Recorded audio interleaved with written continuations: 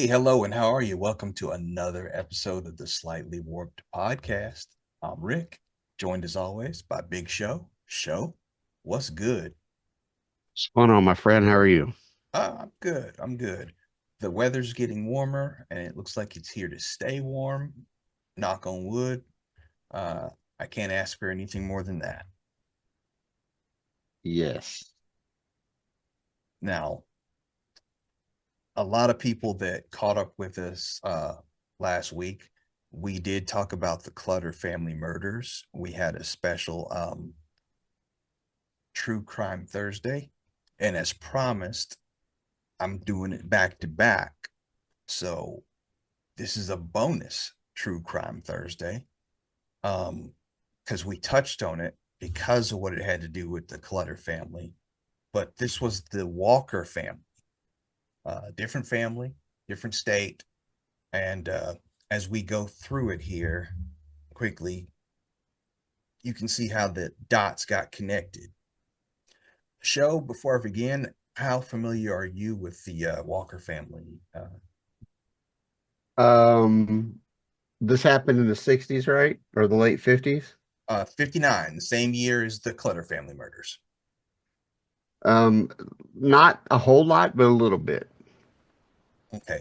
Now, just to get you the Cliff Notes, on December 19th of 1959, Cliff and Christine Walker and their two children, Jimmy and Debbie, were brutally murdered in their home. Over the course of the untimely, fruitless investigation, countless suspects and leads would be considered, including a possible connection to the Clutter family.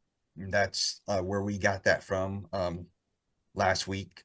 So if you were here and you listened to us talk about the book in cold blood and the Clutter family murders, the two people that were convicted there were also considered as suspects from here. Now, the difference is Perry Smith and Richard Hickok, uh, we don't know if they were truly the ones that were responsible for the crime. This one is still a mystery. It, it hasn't been wrapped to this day. Um, Let me paint a better picture here. Uh, Clifford and his wife, Evelyn Christine, um, let's see, they were married in 1955. Um, Again, they had a son, James, and a daughter, Deborah, and they were living in Osprey, Florida, in a home located on the ranch where Cliff was employed. Uh, Christine was very outgoing, and Cliff was a very hardworking person. And they seemed like they had a simple life together with themselves and their children. And in December, like I said, Cliff, who earned $55 a week managing a herd of cattle in his ranch on the ranch, wanted to trade in Christine's 1952 Plymouth for a newer vehicle.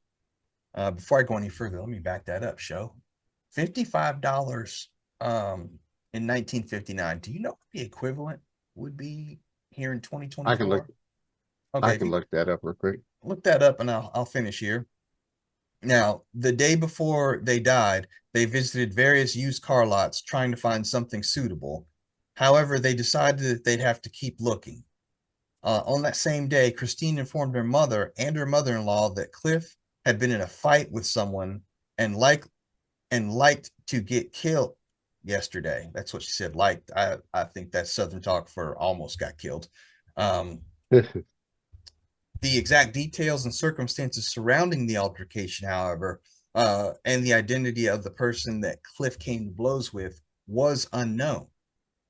Now, on that day of the murders, again, December 19th, Cliff was visiting his friend and fellow ranch hand, Dan McLeod, who also resided on the 100,000 acre Palmer Ranch. And Christine showed up with the children in tow to see her husband around 3:45 p.m. And when she departed a short time later, and the exact time is unclear on that, she left Jimmy and Debbie with Cliff, who had his work vehicle with him because they wanted to ride in the Jeep with Daddy. Okay, I get that. Everything's going good so far. Now, about 15 to 20 minutes later, Cliff and the children headed home as well. This was the final time the Walkers were seen alive. Uh, Don and Cliff had made plans to go hog hunting the following morning, and when he showed up at the Walker family home on December 20th, he was surprised to find it dark and uncharacteristically quiet. He knocked multiple times but received no response. And after several minutes of waiting, Don was starting to get a bad feeling. And depending on the account, he either cut through the screen of the front door or tripped the lock with a penknife to gain entrance into the home. Don was unprepared for the grisly scene that he was about to witness. Excuse me. The lifeless body of Christine Walker was laying on the floor in the living room doorway. She had been raped and beaten before her assailant shot her in the head. Key point there. We'll get back to that in a second. And in another part of the room were the bodies of Cliff and 3-year-old Jimmy laying next to each other. Both had suffered a gunshot wound to the head as well. Debbie, less than a month shy of her second birthday, was found dead in the bathtub. She had been shot and drowned. Horrified, Don contacted the police immediately, and the investigation had begun. Now, before I go any further with the investigation, the reason why I wanted to talk to you, Big Show, about the gunshots to the head and how brutal it was, this is where our two assailants from Kansas are starting to come into play because it was the same style. Still, that's pretty thin, so it's not enough to just get them With on with the that. exception that I don't think that anybody in the Clutter family was raped. Yes, that's correct. That is correct. And to pause to go back, that's equivalent to about $600 a week. 600. Okay. Ooh, that's a nice chunk of change, you know. I got 600. Let me get a nice little used car for my wife for a little down payment. Okay. I get that. Ain't it a shame how the value of money has changed? Yeah, it's yeah. That's another story for another time, though. Let me get to the investigation here. The authorities they combed over the entire house and the property. The only clues left behind by the killer was a bloody footprint, spent cartridges from a 22 caliber weapon, and a cellophane strip from the wrapper of a cool cigarette and a fingerprint on the bathtub's faucet handle. Again, footprint, cartridge from a 22 caliber weapon, a little wrapper from a cool cigarette case, and a fingerprint on that bathtub faucet handle. Now, law enforcement also discovered what appeared to be semen in Christine's body. That apparently is how they determined that she was raped. It looked as if she had fought the attacker, and a bloody suede pump was on the floor near her body, which the police assumed she had used as a weapon. Several items were missing from the Walker home as well, including Cliff's pocket knife, Christine's high school Margarette uniform, and the couple's marriage certificate. Additionally, her car was parked in its usual spot, leading detectives to speculate that the killer may have moved it for some reason. Excuse me, her car wasn't parked in the usual spot that parking lot. I can't speak English today for whatever reason. Bro, before I go any further though, okay, I get it. They stole Cliff's knife. What would they need with Christine's high school uniform and the couple's marriage certificate? That I don't know, but the uniform I could see them, if they were psychotic or psychopaths, that it'd be a way to relive the crime, the rape that they committed on her. Oh boy, natural born killers. Yeah. Now the family's 3 hunting dogs were still out front. They were unharmed, and investigators wondered how the killer had managed to get past them. This couple This coupled with the personal nature of stolen items initially led them to think that the murderer likely knew the walkers and was fixated on Christine. Okay, I can see that. Um, Don was questioned and given a polygraph exam, which he passed. Sarasota Sheriff Roger Boyer said that McLeod was definitely cleared early in the investigation. That would have been my next question. I mean, I read Don's account, but I was wondering if there was more to it than Don just stumbling on the bodies, and perhaps he would be a suspect too. And I get it. He was cleared on a polygraph, but I think we all know that those can be cheated. Isn't that correct? Um,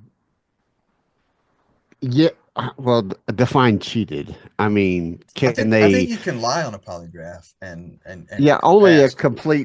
only a complete psychopath can lie on it and it not show up. Hmm.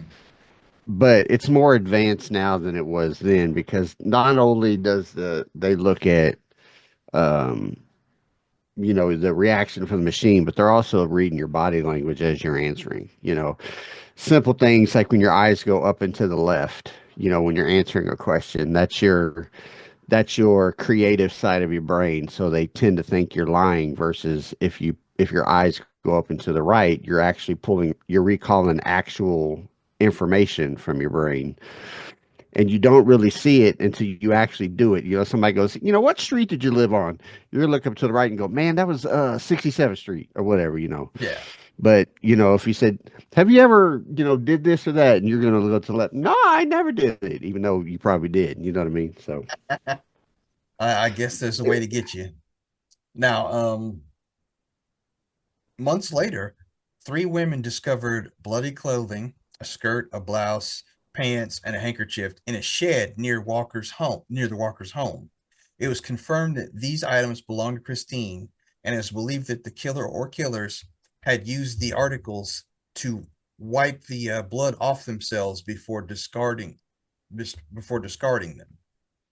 Now, the first suspect ah, was Wilbur Tooker, Tooker, and he was a neighbor of the Walkers, and he was one of the first individuals to be identified as a person of interest. Tooker was 65, and he was a retired railroad telegrapher, and he had worn out his welcome at the Walker home after repeatedly sexually harassing Christine. Oh yeah, I can see how he would be number one on the list. When Cliff found out about Tooker's inappropriate behavior towards his wife, he had very much wanted to hurt the older man, but Christine talked him out of it, and the couple instead banished Tooker from ever visiting them again. Um, he could account for his whereabouts for his part on the afternoon as well as for that evening. He played his violin at a concert in Bradenton. However, he had no verifiable alibi between 4 and 5 p.m. on the day in question. Now, while Tooker was seen in the area that afternoon, perhaps not that odd considering that he lived there, he was he was photographed without any marks on him the day after the murders, creating doubt that he could have been the assailant. Uh, Now, Wilbur had a heart attack and passed away in 63. If he ever knew anything about the Walker's case, he took that information to the grave with him. Uh, as far as Wilbur, before I get to the next suspect, um, I know that there was mention of bloody clothing and all that, but we don't know how much of a fight Christine put up. So, and I'm speculating, but just by virtue of him not having any marks on him, that's not, it's not telling me for or against yet. In my mind, he would still be a suspect considering the circumstances. yeah, he may not have been the one that raped her, but I'm assuming that they're thinking it's more than one killer, like the Clutter family. Mm-hmm. Now, there's a second suspect, Curtis McCall, and he was a local man. Um, uh, Came forward to say that his cousin, okay, I'm sorry, Harlan McCall came forward to say that his cousin Curtis, who was a former boyfriend of Christine's, was the man responsible for killing the Walker family. Uh, According to him, Curtis and Christine had continued to have an affair even after the marriage to Cliff. All right, now this would shoot him straight to the top of the list.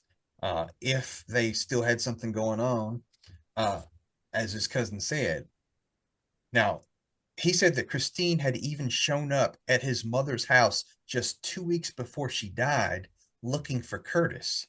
Cliff was away participating in a rodeo at the time, and Harlan also stated that Curtis owned a 22 caliber pistol and had been on edge ever since the news had come out about the grisly crime. Additionally, he had a history of violence and had attacked a man in the past.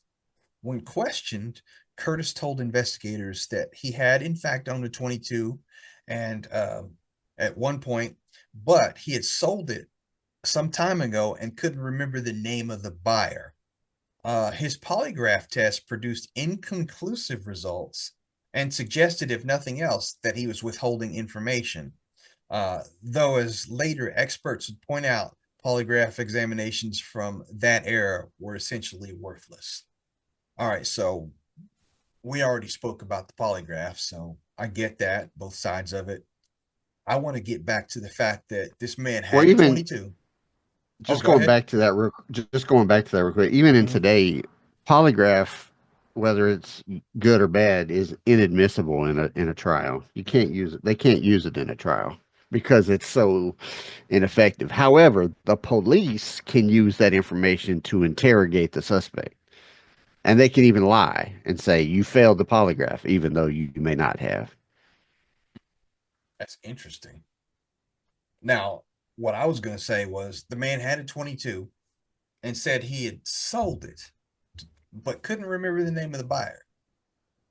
Now, if I had a 22 caliber pistol and I sold it just days before a murder, I would probably know who I sold it to or have some semblance.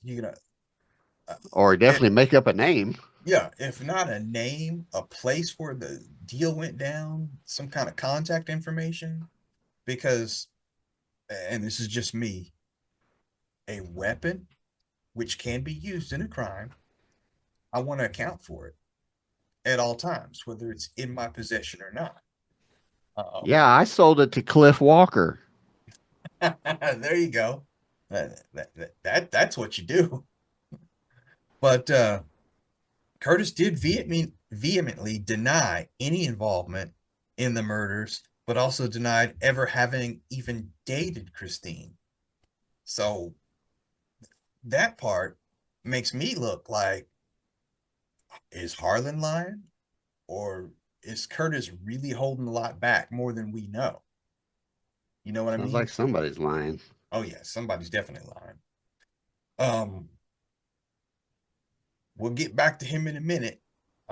I'll say this: with no solid evidence tying him to the crime, law enforcement didn't pursue any further, and later on, his whereabouts became unknown. There's a third suspect, Elbert Walker. That's Cliff's cousin, and Elbert aroused suspicion after a dramatic display of grief at the Walker's funeral, including fainting twice. His family believed that he was faking it and that he himself was actually responsible for the heinous act. Okay. Elbert claimed, they claimed that Elbert was in love with Christine and was known to be wild and belligerent when drinking. His girlfriend stated that when he told her about how the family had died, he made the heartbreaking assertion that Jimmy had crawled over to his father before dying. Mm. Um, how he would know this is unclear, as police reports only said that the child was found huddled next to the father and made no other remarks on the position of his body or if there was a trail of blood leading to Cliff. Elbert was shocked that his Interesting. Exactly. Elbert was shocked that his family had implicated him and denied committing the murders, explaining that the extreme difficulty he experienced in coming to terms with the loss was largely due to his close relationship with Cliff.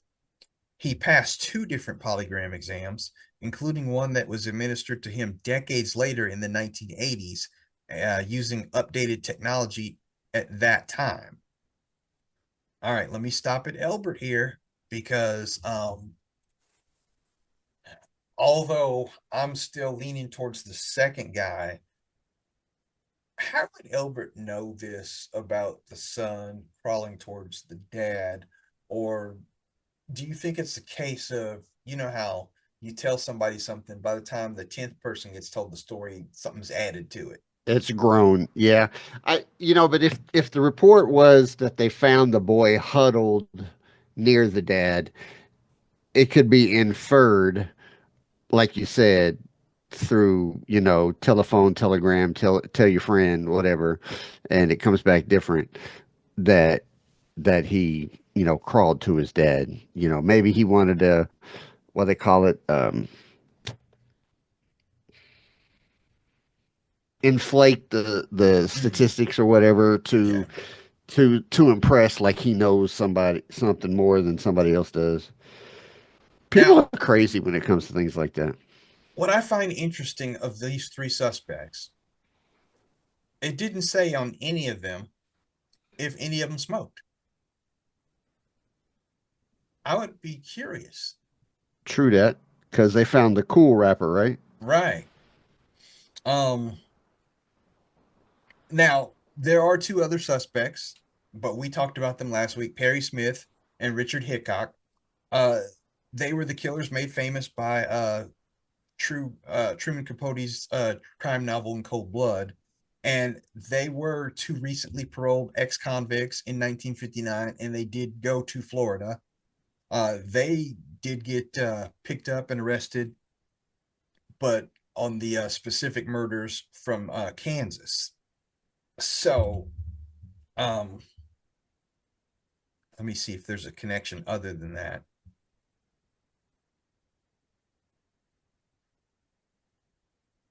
Lost my bearings here. Okay, it just says that witnesses, and I do understand it's a 100,000 acre ranch. Witnesses reported seeing men who resembled Smith and Hickok in a department store in Sarasota, approximately 10 miles away from the Walker residence after the killings. One of them was said to have scratches on his face. Um, I can see that. Stolen vehicle, you've only got $50 in cash, you've driven to Florida, you stumble upon a ranch home. There is a large likelihood of an altercation. Um, I don't know if that's sufficient evidence enough, though, to pin it on them. Um, it did say that Hickok, when he was arrested, he had a pocket knife which was similar to the one stolen from Cliff. A toddler's Interesting. a toddler's shirt and a pink jacket. Now, none of these items were confirmed to belong to the Walkers. And while the two men did admit their guilt in the Clutter case, neither one would claim responsibility for the Walker slayings. Also, the fingerprint, we're going back to that bloody fingerprint on the bathroom faucet, that was found in the Walker's house was not a match for either man.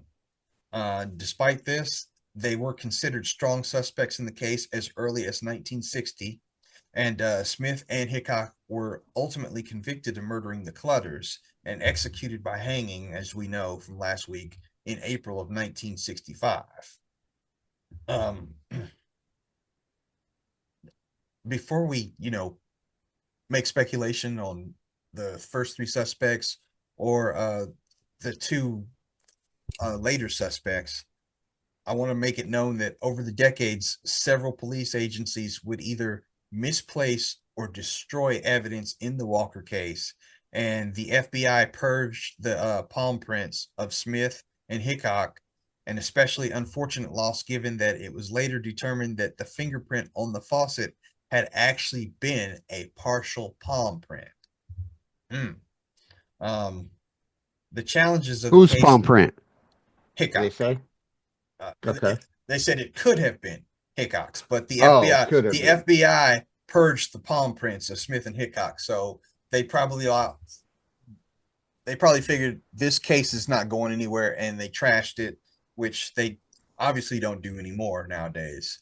But whoever made that blunder, when the case could have been broken wide open even years later, that's got to hurt. The bodies of Perry Smith and Richard Hickok were exhumed in 2013 to extract DNA for comparison against the semen found at the crime scene, and the results were inconclusive. Neither was deemed a match, but only partial DNA could be retrieved. So we have this situation show. We've got a total of 5 suspects. Do you think any one of these guys was likely to do it, or do you think it was a another party altogether? I think they're all likely suspects, but I also was reading too that they uh, conducted further DNA testing on the stain found on Christine's underwear in 2019 and identified two people's DNA, one female and another male. You know what? But they did, That but they that couldn't goes a long way identify towards anyone the female specific. clothing that was stolen. But it doesn't say anything specific. Couldn't Yeah.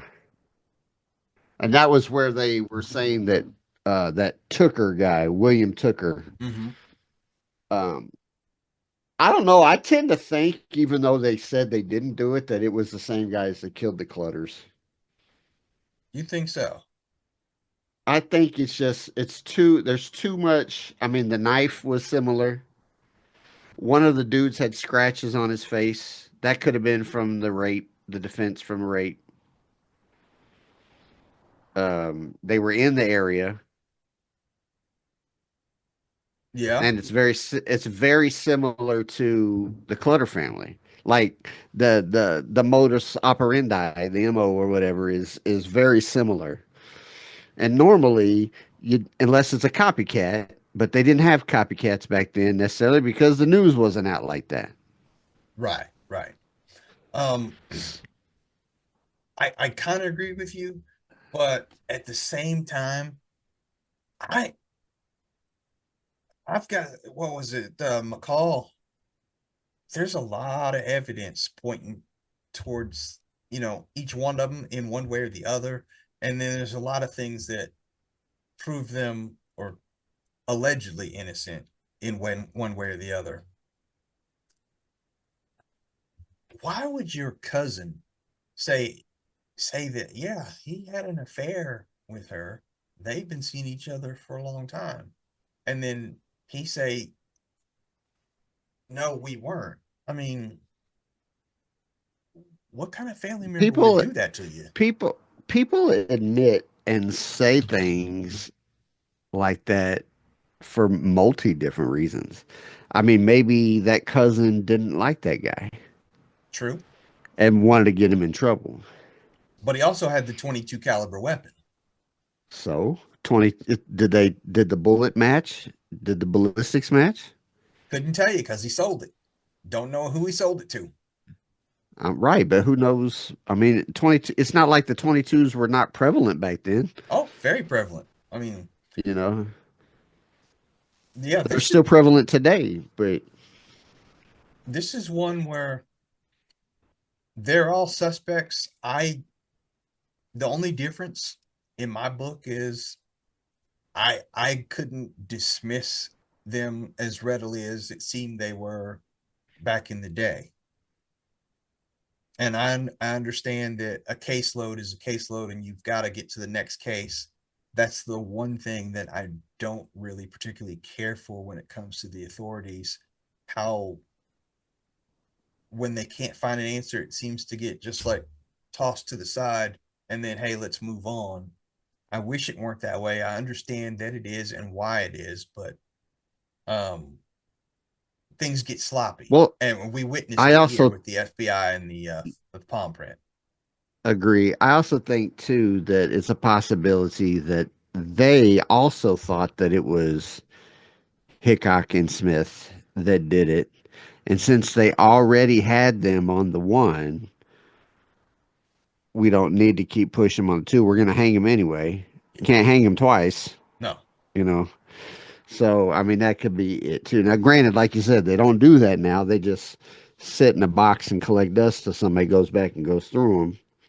And eventually, you know, if they get it within a certain time frame, they can catch them. I don't think we're ever going to find out, um, unless, especially with this day and age, where some distant family member down the family tree of the killer does a 21 and Me thing, and it happens to match when they run it through the system. Because that's how they catch the killers now, is those, where's my ancestry.com and all that yeah, crap. The police actually run all those through the CODIS or whatever it's called, just to see who's, you know, oh, this one is that's actually how they found and I'm going slightly off topic, but we're talking about killers, the Golden State Killer. Um, Many years after he stopped killing people, that's actually how they found him. Is that his granddaughter did a 21 and Me or something like that, and it was they had the DNA of the killer, but they found that, realized it was a match, and traced it from her father to that father's father, and then realized it was him. And that's how he got busted. He's in prison today. do the crime if you can't do the time. So never more prevalent than that. And We it's are sad because this family's never going to get the closure, you no, know. Um, it's very sad. As a matter of fact, when I was doing research on this, there was an article.